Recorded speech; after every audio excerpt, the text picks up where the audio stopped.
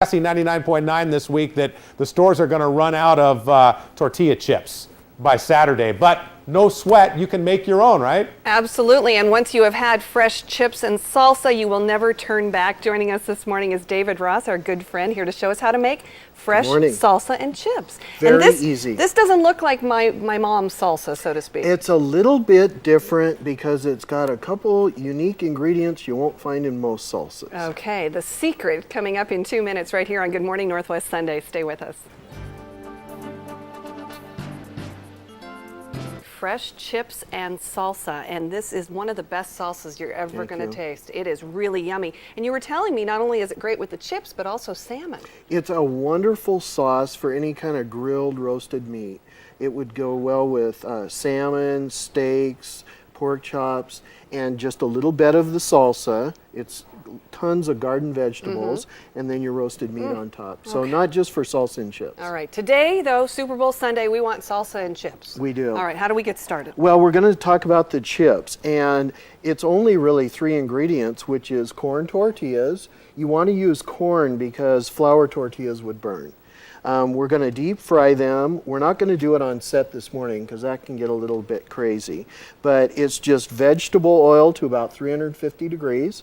Now, what I did to make it a little gimmicky for Super Bowl, I didn't have a football cookie cutter, which I should have, but you can cut it into stars, strips. These are like the little tiny rounds you buy. So free yourself up and think creatively with the shapes of the tortillas.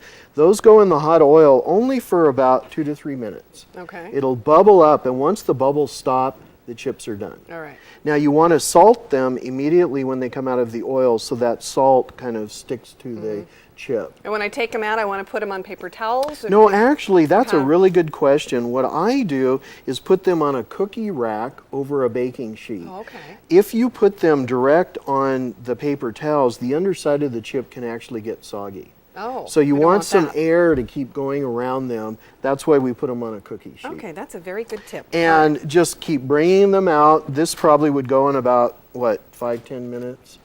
And that's a lot of chips. That's a lot of chips. Now the salsa is very simple. You can still make it this morning if you haven't got something for Super Bowl. And it's a combination of Roma tomatoes, yellow onion, and garlic. There's a lot of cilantro in there. There's salt, sugar, pepper. And then the spices are a little unique. We've got ground cumin. That's something we always put in chili. Ground coriander, which is actually the seeds of the cilantro bush. That's dried and ground. And then chili powder, and I use Chipotle chili powder. And a Chipotle is a smoked jalapeno. Yeah, smoked jalapeno. That just goes in the food processor along with 2 secret ingredients. Okay, here we go. Canned Chipotle chilies. You can find these now in all the supermarkets. Again, it's just smoked jalapenos, and it's in kind of a tomato vinegar sauce. Okay, so that again is going to give it that too. different smoky flavor that makes these so wonderful. And then, you know, Teresa, I don't know how I ever found upon this in my recipe, but these are pepitas. They're green pumpkin seeds.